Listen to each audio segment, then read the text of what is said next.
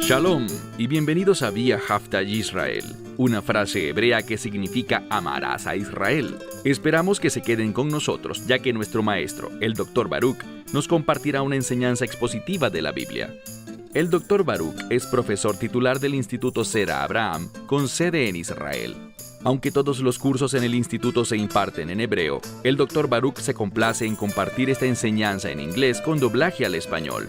Para más información, visítenos en amarasaisrael.org o descargue nuestra aplicación móvil Mi Estudio Bíblico. Aquí está Baruch y la lección de hoy. Cuando escuchas acerca de la ley, de la Torá, ¿cuáles son algunas ideas que vienen a tu mente? En otras palabras, ¿cuáles son, en tu perspectiva, algunas de las características principales de la ley de Dios? La respuesta bíblica podría sorprenderte, porque si analizamos el mayor de los mandamientos, descubrimos que Dios dijo, amarás al Señor tu Dios con todo tu corazón, con toda tu alma y con tu misma esencia. ¿Qué vemos allí? Amor. Y luego el Mesías citó eso como el mayor de los mandamientos, en acuerdo, por supuesto, con su Padre Celestial. Y también agregó un segundo mandamiento que dice, amarás a tu prójimo como a ti mismo. ¿Qué aprendemos de esto? Muy sencillo. Cuando vemos los dos mandamientos más importantes que realmente caracterizan a toda la ley, lo que se destaca es el amor. Así que, cuando hablamos del carácter de la ley, lo que debería venir a nuestra mente es amor. En segundo lugar, la ley no es un instrumento que lo convierta a uno en justo. La Torá no puede impartirte justicia. No tiene poder alguno para hacer eso. En ninguna parte de la Escritura vemos que la ley sea un instrumento de justicia. ¿Qué hace la ley? La ley define lo que es justo, define lo que es la justicia y lo que es la impiedad. Así que, cuando hacemos la pregunta, ¿cuáles son las dos principales características de la ley? Tenemos que responder amor y justicia.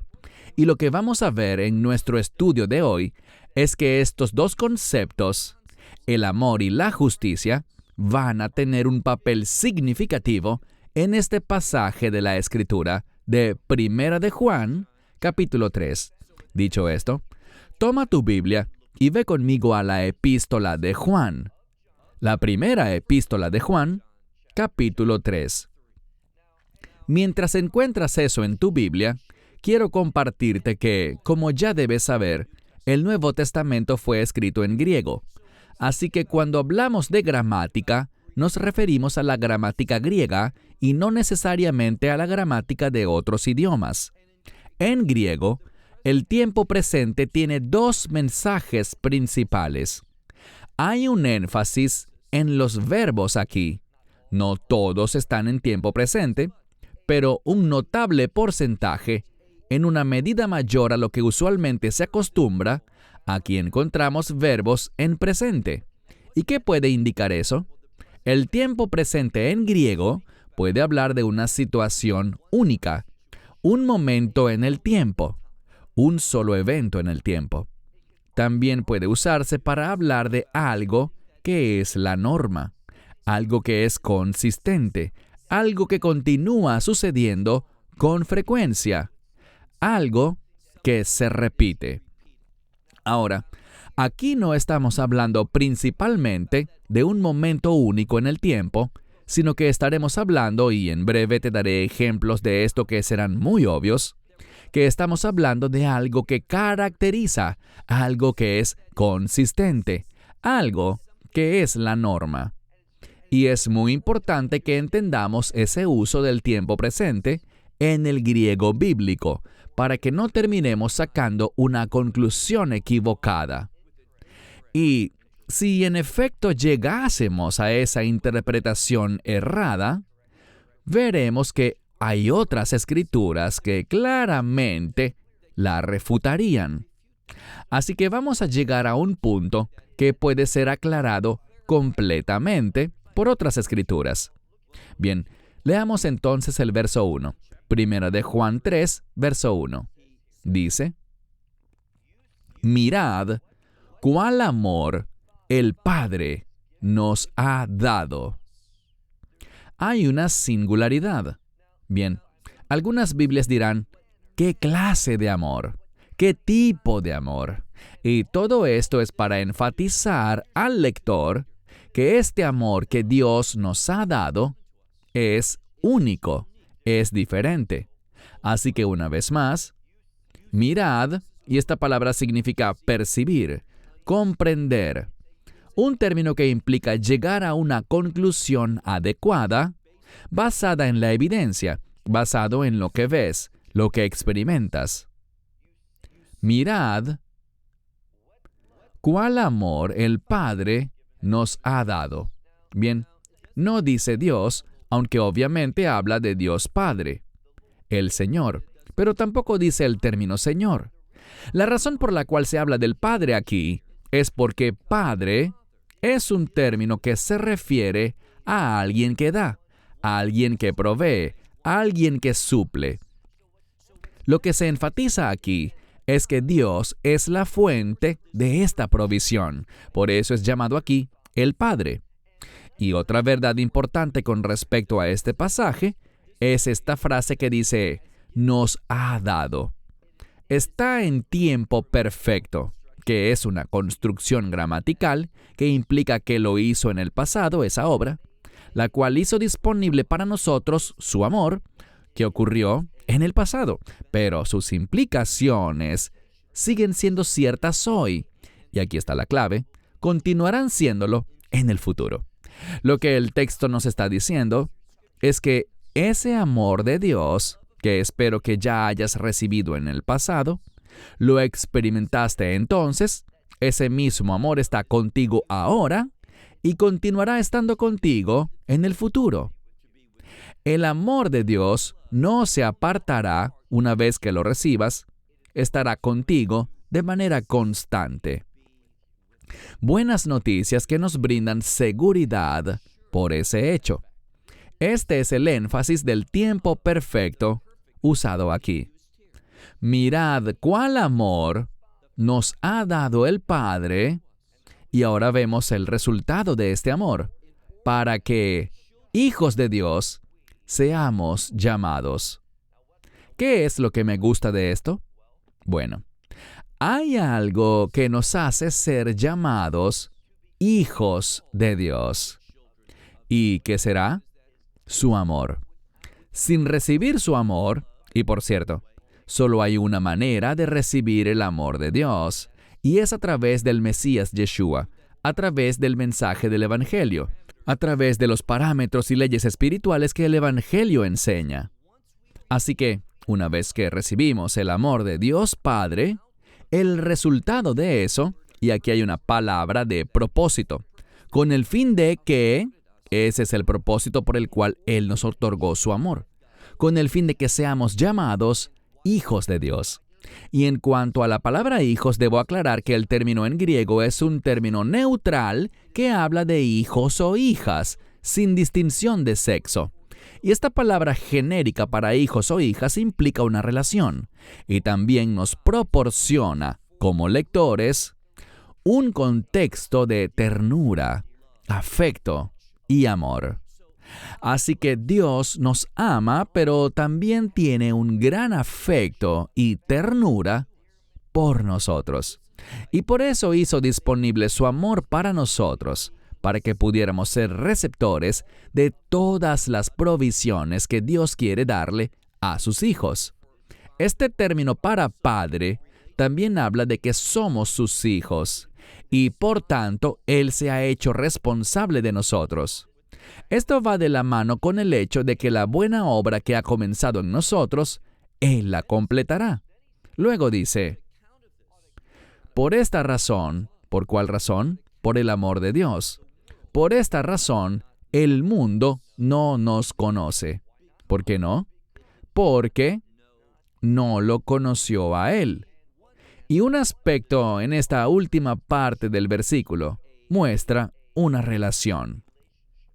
De la misma manera que el mundo no conoce y no conoció al Mesías, tampoco conoce a los discípulos del Mesías.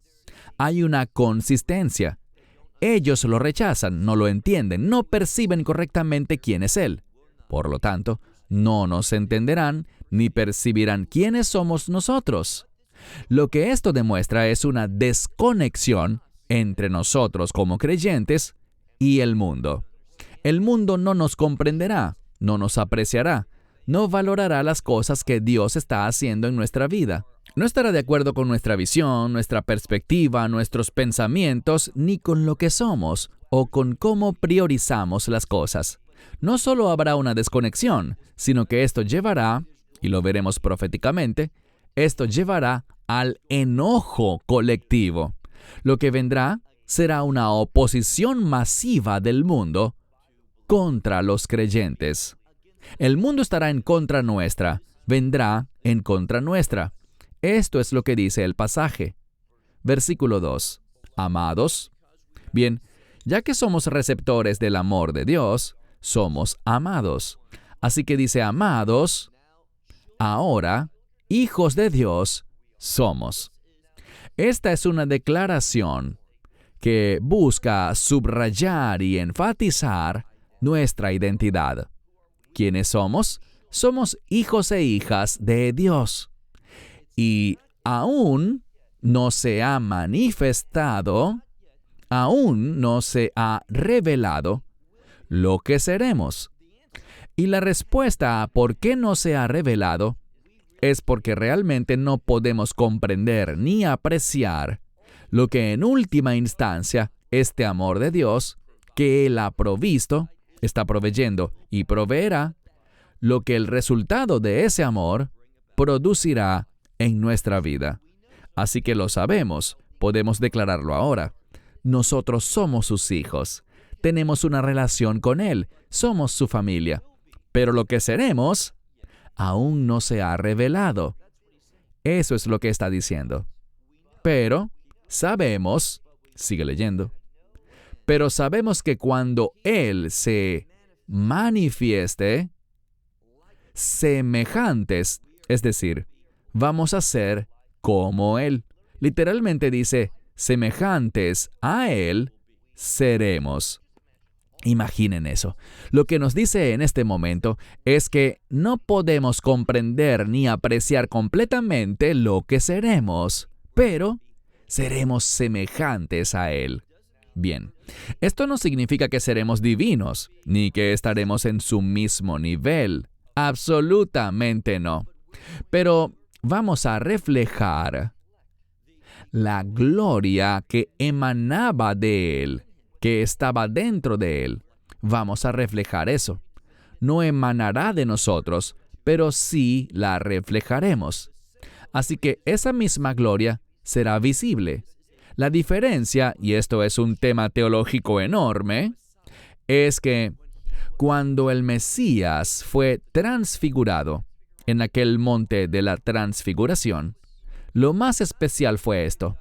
No fue que la gloria de Dios brilló sobre Él y Él la reflejó, ni que eso fuera lo que los 3 discípulos vieran y testificaran, sino que en cambio, Él se puso en pie y desde su interior, Él manifestó, emanó desde dentro de Él la mismísima gloria del Padre, la gloria de Dios.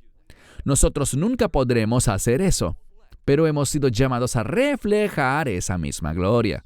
Esa es la diferencia. Así que Él es divino, nosotros nos comportaremos como Él y reflejaremos esa misma gloria que emanaba de su interior. Así que, grandes noticias para nosotros.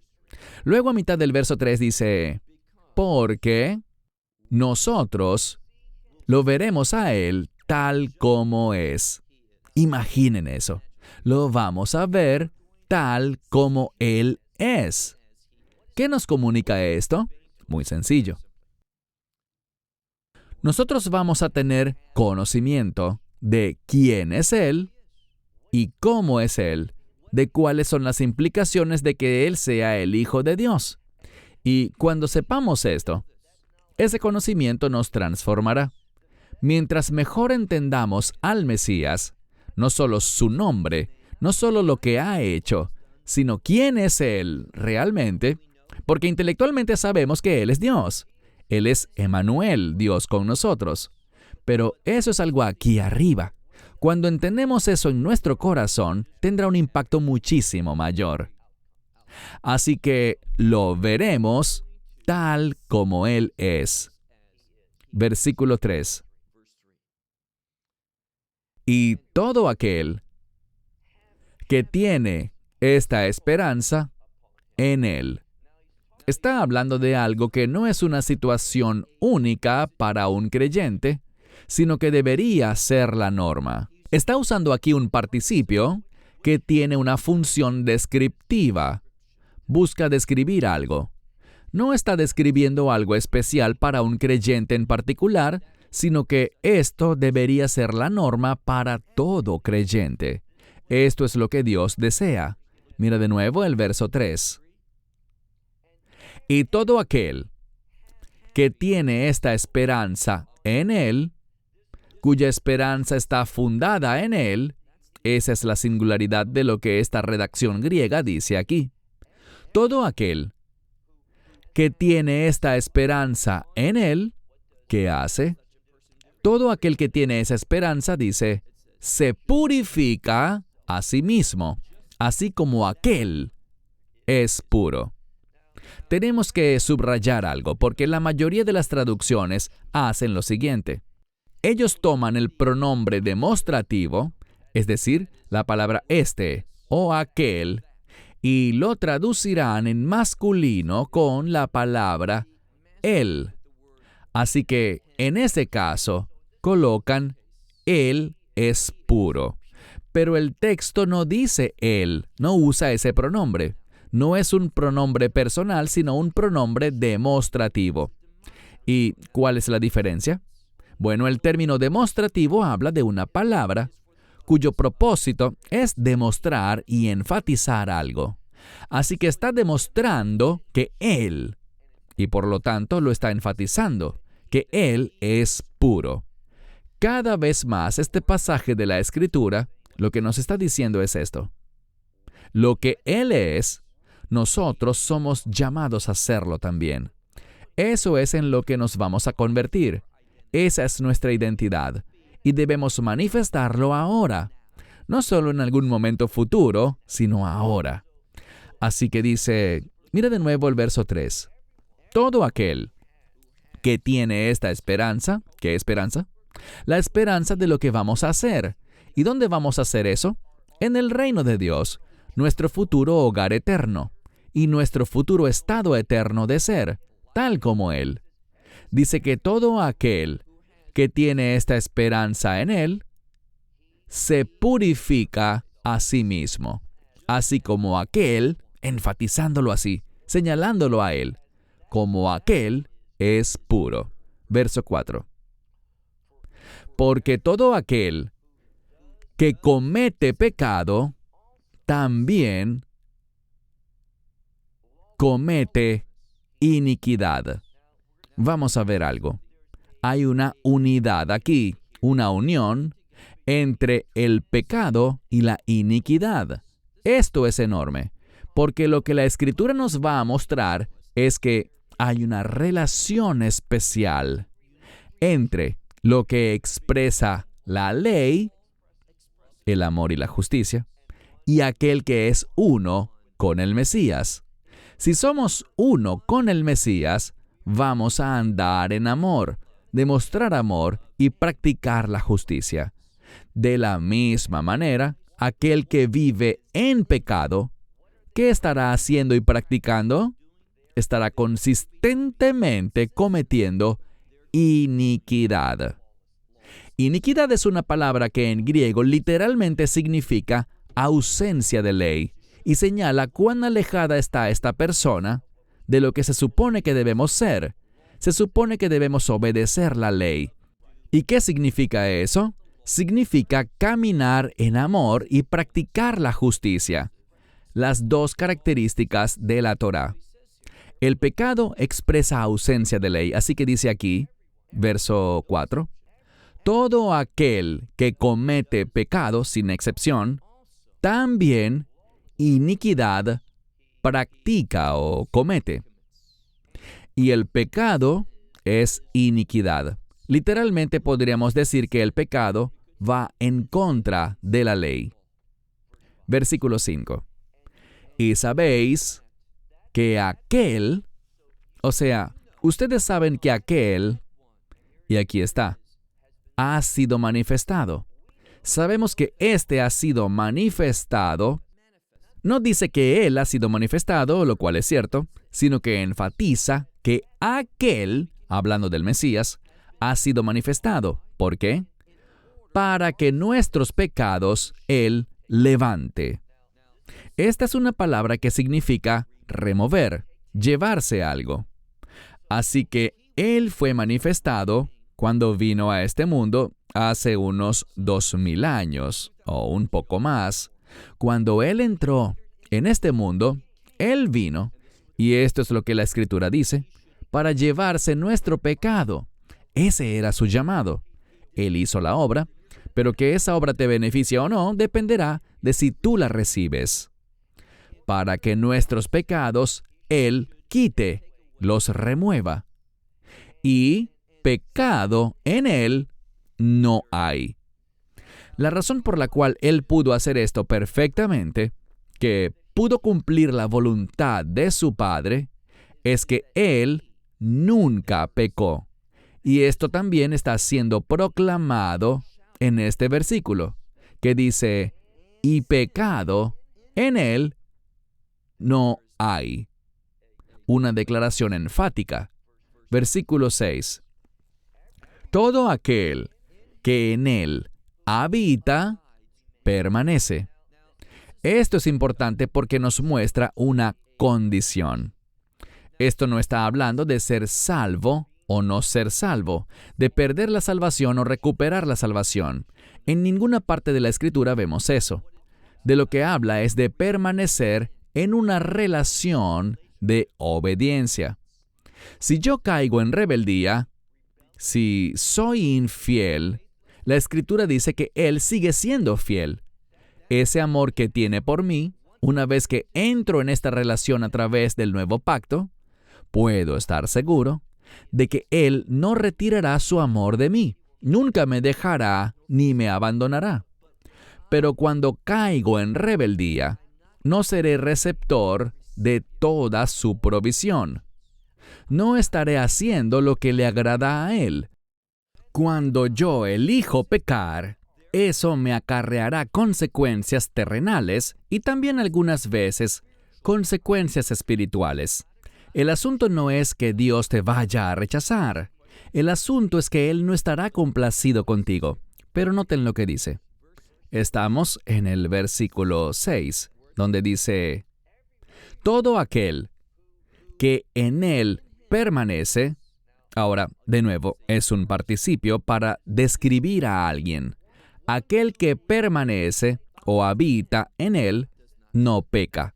Aquí tenemos un buen ejemplo del tiempo presente griego y su uso.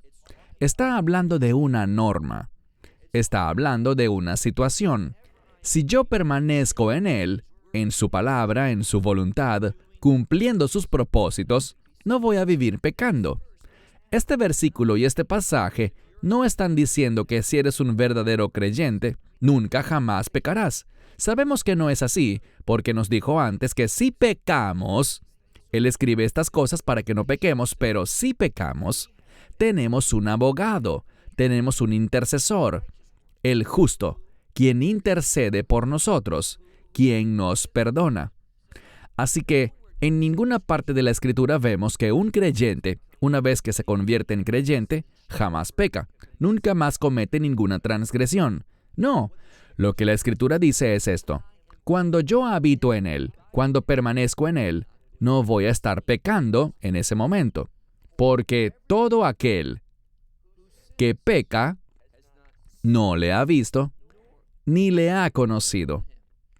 Así que aquí, todo aquel que está practicando el pecado, y aquí está la clave, de manera constante, de forma consistente, alguien que nunca cae bajo convicción, nunca se arrepiente, nunca siente remordimiento, peca y peca constantemente. Esa persona no le ha conocido en el pasado, no le conoce ahora y no le conocerá en el futuro. Así de simple. No le conoces ni le has experimentado, porque los que le hemos conocido, cuando pecamos, sentiremos remordimiento y vamos a arrepentirnos. Vamos a sentirnos afligidos por eso.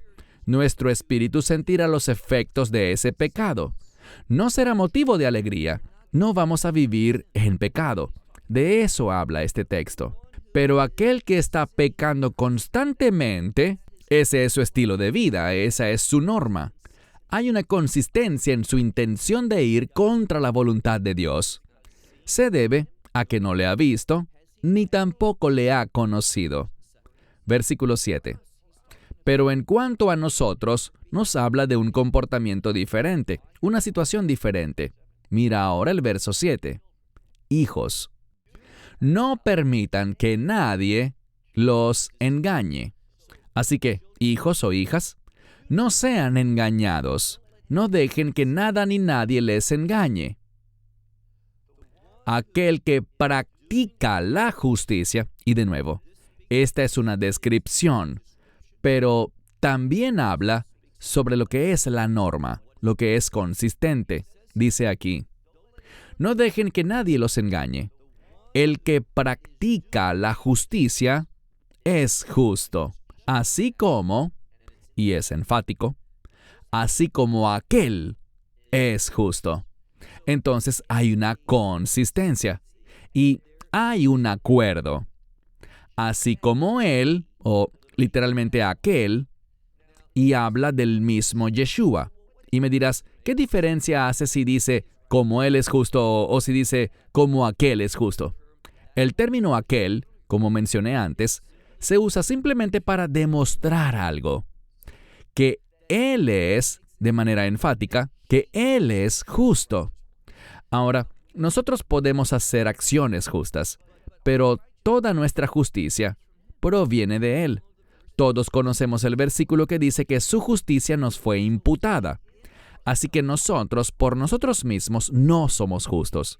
La realidad es que, como Él vive en nosotros, como su Espíritu nos llena, nos guía y nos unge, podemos practicar la justicia, actuar rectamente, hacer cosas buenas, cosas justas. Pero es su carácter actuando por medio de nosotros. Él, por otro lado, como leemos aquí, aquel es justo. Verso 8. El que está haciendo pecado, e insisto, aquí hay una consistencia. Él está consistentemente practicando el pecado. Esa es la norma de su vida. Aquel que hace pecado del diablo es así de simple. Si estoy viviendo una vida en la que consistentemente, continuamente, estoy pecando, eso me dice que no soy un hijo de Dios, sino más bien que soy del diablo. Ahora, ¿significa eso que las personas que le pertenecen al diablo nunca puedan hacer algo que sea dulce, agradable o generoso? ¿Siempre mienten? No. Hay personas que son del diablo, pero que pueden hacer algo bueno por alguien, ser generosos, hacerle un favor a alguien. Pueden, en ocasiones, decir cosas que son verdad. Pero si analizas su vida, llegarás a ver una desobediencia consistente a la palabra de Dios. Verás una práctica consistente de pecados. Por eso dice, mire de nuevo el verso 8. Aquel que está haciendo pecado del diablo es, porque desde el principio el diablo peca. Algunas Biblias dicen, ha pecado desde el principio, pero literalmente tenemos el uso del presente. Desde el principio, el diablo peca. Ese es su carácter. Esa es la descripción de su vida. Él consistentemente desde el principio peca. No solo ha pecado, sino que continúa pecando. Ese es el mensaje. Y para esto, el Hijo de Dios ha sido manifestado, ha sido revelado, con el fin, y este es el propósito del Mesías, con el fin de destruir las obras del diablo.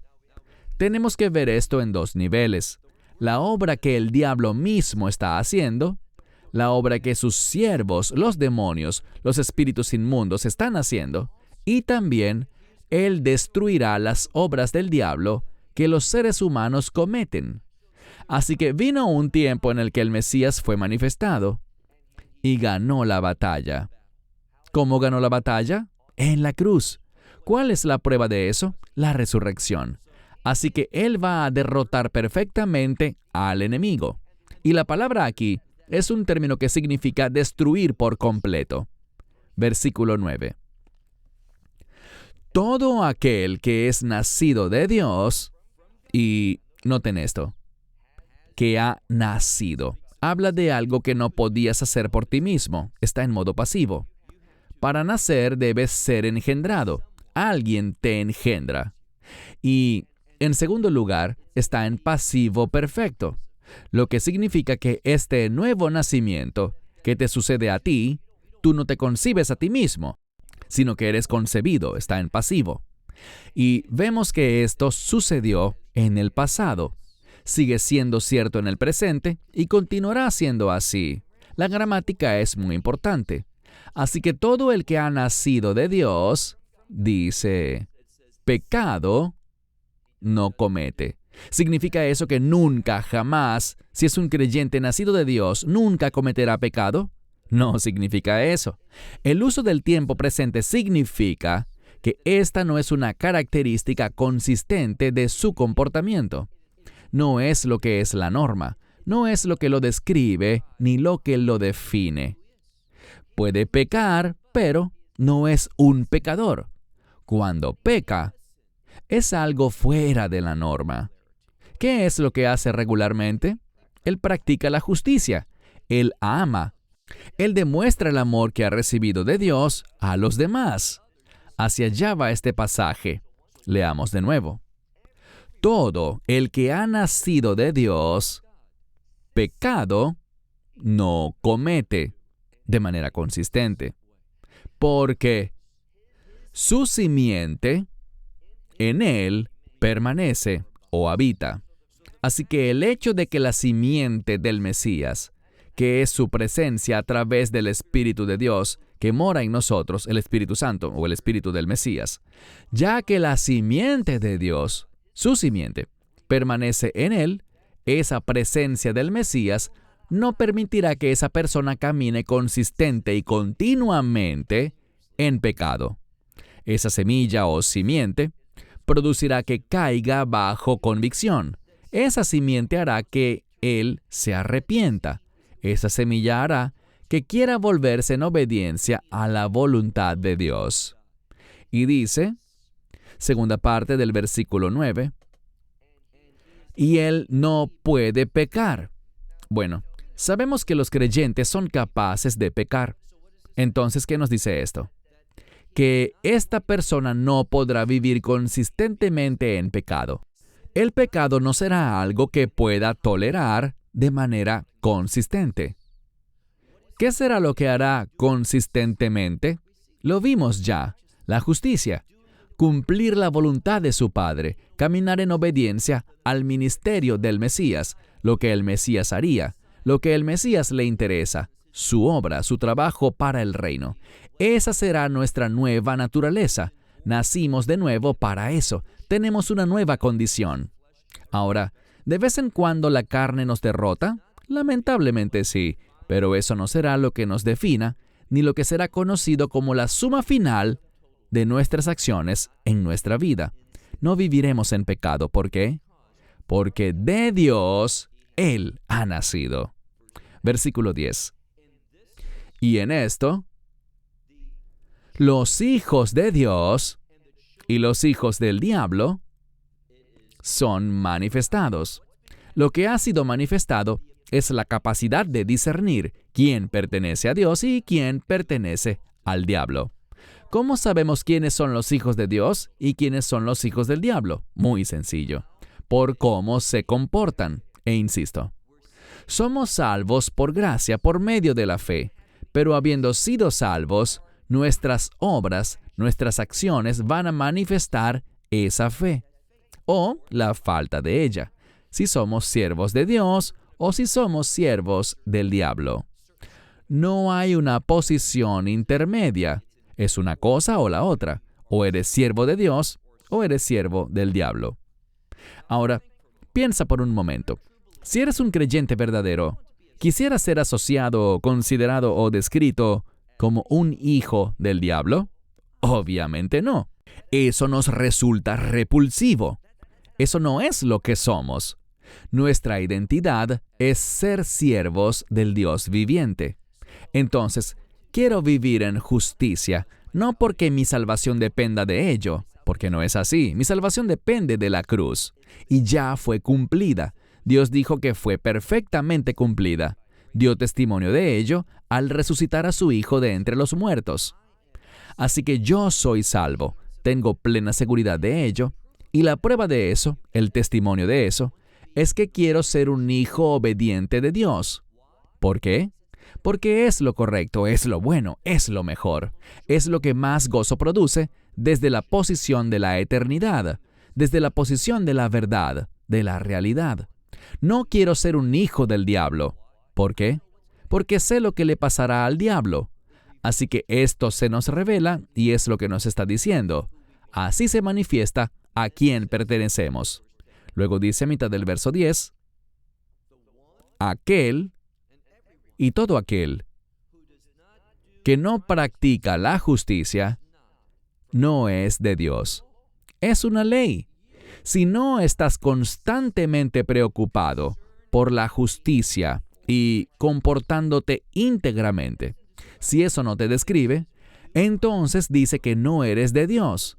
El que es de Dios estará entregado y comprometido con las obras de justicia, no con las obras de impiedad o de iniquidad, sino que la integridad será su norte. Luego dice, aquel que no pertenece a Dios, y dice, y no ama a su hermano. Piensa en esto por un momento. Amar a tu hermano. ¿Qué viene a tu mente? Viajafta lareaja camoja. Ese mandamiento, ama a tu prójimo como a ti mismo. Aquel que ha nacido de nuevo, el que es un hijo de Dios, deseará la justicia. Y esa justicia no será solo para mí mismo, sino también para su hermano, es decir, para el que está a su alrededor, para el que está a su lado. Así que él amará a su hermano. Hemos aprendido que ama a tu prójimo como a ti mismo es fundamental en la Torá. Es el segundo mandamiento más grande. Verso 11. Porque este es el mensaje que han oído desde el principio. ¿Cuál será? Lo que acabamos de decir. Ama a tu prójimo como a ti mismo, para que nos amemos unos a otros. Lo hemos oído desde el principio. Ahora, ¿todos lo practican? No. Pero un hijo de Dios sí. Él amará a su prójimo. Y ahora en el último verso nos dará un ejemplo de ello. Mira el último verso, el verso 12. No como Caín, que era del maligno. Es decir, él estaba motivado por el maligno y le pertenecía a él. Actuó basado en la maldad. ¿Y qué hizo? No amó a su hermano, sino que asesinó a su hermano. ¿Y por causa de que lo asesinó? ¿Por qué? Porque sus obras eran malas. El mensaje es el siguiente. Puedes saber a quién pertenecía Caín basado en sus obras, en lo que hacía, lo cual se manifestó porque en vez de amar a su hermano, mató a su hermano. Una vez más, mira el texto. No como Caín, esto no es lo que somos, así no nos comportamos, no como Caín, que era del maligno y mató a su hermano. Y a causa de esto, lo manifestó. ¿Por qué? Porque sus obras, sus acciones, eran malas. Pero aquel, dice aquí, pero su hermano, El hermano de Caín, ¿quién era? Hebel o Abel en español. Pero su hermano, dice aquí, sus obras eran ¿qué? Eran justas. Nos presenta una dicotomía. O le pertenecemos a Dios o le pertenecemos al diablo. O caminamos en amor o caminamos en lo que es opuesto al amor. No seremos una bendición. No seremos alguien que ayude a otros a llevar una vida santa, sino que en vez de dar vida, la quitaremos, como lo hizo Caín. No haremos lo que es justo, sino lo que es impío. El mensaje del texto es este. A un verdadero creyente puedes examinar su vida y encontrarás que en su vida, en su conducta, ¿cuál es el mensaje constante? ¿Cuál es la actividad constante? ¿Está motivada por el amor y produce justicia? ¿Muestra amor por su prójimo o es alguien hostil? ¿Alguien dispuesto a quitar una vida, a dañar una vida? ¿Son sus obras buenas o son impías? Eso es lo que dice la Escritura. Debe haber consistencia en nuestra conducta, de acuerdo a nuestra fe y a quién pertenecemos. Cierro con esto hasta la próxima semana, cuando continuaremos el capítulo 3. Shalom, desde Israel. Shalom from Israel. Esperamos que te hayas edificado con el mensaje de hoy y lo compartas con otros. Te invitamos a seguir nuestros estudios cada semana por este canal y por el portal de YouTube de Amarás a Israel. También puedes descargar nuestra aplicación móvil gratuita, Mi Estudio Bíblico. Finalmente, para obtener más información sobre nosotros, visita nuestra web amarasaisrael.org, donde encontrarás otras conferencias de Baruch en audio, video y texto. Hasta el próximo programa. Que el Señor te bendiga en Yeshua HaMashiach, Jesús el Mesías, mientras caminas con Él. Shalom desde Israel.